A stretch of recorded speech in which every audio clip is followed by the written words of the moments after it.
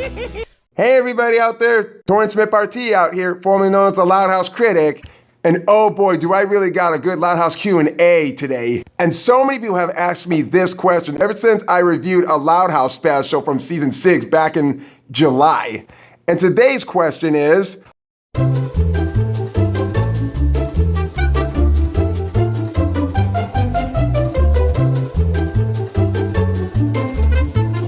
well, let me give that to you straight.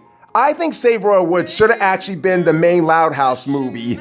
As I stated before in the review, there were so many characters that were in this episode that managed to actually help Lincoln out to save their hometown. And nobody, and I repeat, nobody was too unlikable in this episode. It had a good story focus of Lincoln and the residents of Royal Woods saving their home from the state secretary, Joyce Crandall, who wants to flood Royal Woods to make a 6th lake. I just think somehow this would have been better as a movie because having a 22-minute special of a plot like this one was felt a little rushed and forced into. I mean, don't get me wrong, some of the songs I didn't like so much in that episode, but I would have liked it better if it was actually somewhere like how Schooled was. Then again, almost an hour and 15 or 30 minutes. But I could just say the only 2 songs I actually really enjoyed with this episode was probably the beginning song of Joyce Crandall and the very last song, We're Right Where We Belong. Not only are they catchy, but they're pretty much fun to listen to, except for hearing Clyde's cringeworthy voice when he sings. Forget about a town this proud.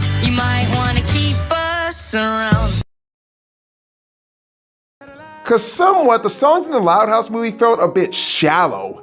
It's like, I don't know, cause when watching it the second time, I realized a bunch of flaws in this movie that I somewhat quite missed when I actually watched it the first time and did a quick review on the movie. And then when I started getting a few complaints about my review, especially when I looked at several YouTuber reviewers and saw some of the thumbnails that say the Loud House movie is trash or say how it's bad. And yeah, when watching it again though, it really shows now of why some Nickelodeon shows are better off not being movies.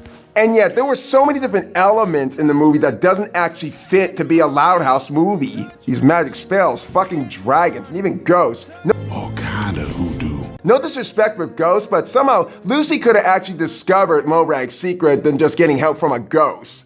Hell, even Save Royal Woods actually felt more earth-ground. And so many characters in Save Royal Woods were very likable, even for characters like Flip and Mr. Grouse. Everybody, and I mean everybody, even in Lincoln's family, actually supports Lincoln when Lincoln comes up with a plan to try and save their home. And yet when some of his plans backfire, they don't get angry and they don't blame him like it's your fault. We're gonna lose our home because of you. None of that doesn't really happen in this. But in the Loud House movie, everybody was a bit shallow so much, even in the very beginning. And Lincoln was dying to actually be something special, but when it went to a place called Loch Loud, where their ancestors were at, fuck that shit. And I really didn't buy so much how these fucking people just look like them. It would have been better if they didn't look like nothing like the Louds at all.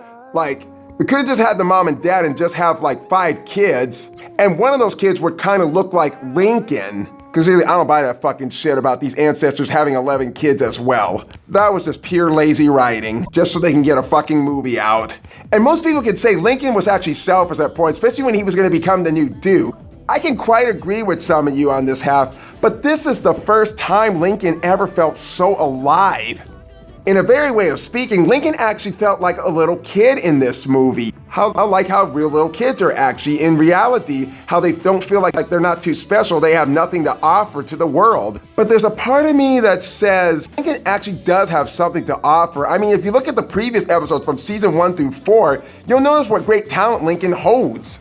So for a time waster like this, for Lincoln discovering about what's his true identity and what's his gift, it kind of doesn't make sense. It felt like they wasted so much big opportunities to put Lincoln's skills that he had through season 1 through 4 to good use. And when Lincoln does make a mistake with this kind of fucking dragon in town, he runs away crying and his family finds him and they try to comfort him. And it really shows that the family actually does care for Lincoln. But somewhat, it's not really good enough for the execution of the movie, from being bland and shallow. Lincoln could be better, but I think Angus is probably the best character of the movie, who does comfort Lincoln and does prepare for him to be the new Duke, especially when his great performance comes from the guy who did Scrooge McDuck in the new DuckTales series. With Morag, I hate this character so much. Her motivation is not really that great. She wants to get rid of the Louds, so she can have her peace and quiet moments. Pretty much dumb and stupid, like a family member that's out to destroy all the cherries in Royal Woods. But with her voice performance being Michelle Gomez, she kind of puts the performance into this character to show how she can be a real threat to the Louds. But the motivation is not really that strong. Like, the more I watch her, the more I feel like Morag is turning into a cranky old Kardashian. But with Joyce Crandall, her motivation was really dark. Destroying Royal Woods so she could actually make a sixth lake. Think about how many lives could be lost during this flood. Now that's something evil, even if it means death to everybody. She's not perfect, but she is way better than Morag. I think if we would have added more time to her motivation, like actually give Save Royal Woods like an hour and maybe 15 or 30 minutes, maybe we might some more details of why she really wanted to have a sixth lake.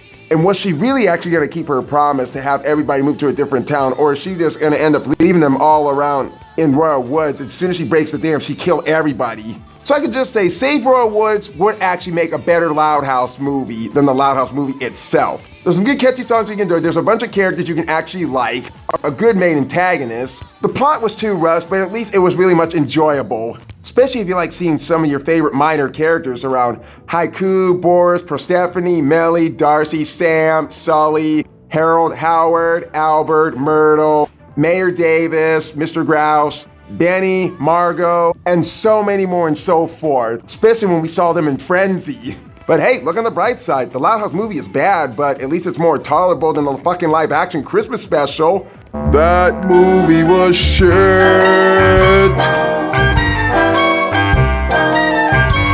Or the series for that matter. And if some of y'all wanted to know if this was supposed to be the finale of the Loud House series, well, I would say no, quite obviously. The only way how I could see the series actually ending, I want you guys to imagine the movie The Sandlot in the very end of the movie when Smalls actually explains what happened to each and every one of the members on The Sandlot, of where they went and what they did in their future life. Imagine that with Lincoln actually telling what happened to all his sisters as they not only did disappear from their own room, but we actually get to see them grown up and see what they pursue, their true callings in the future, like Lynn Loud Jr. actually being a coach for professional football, hockey, or basketball.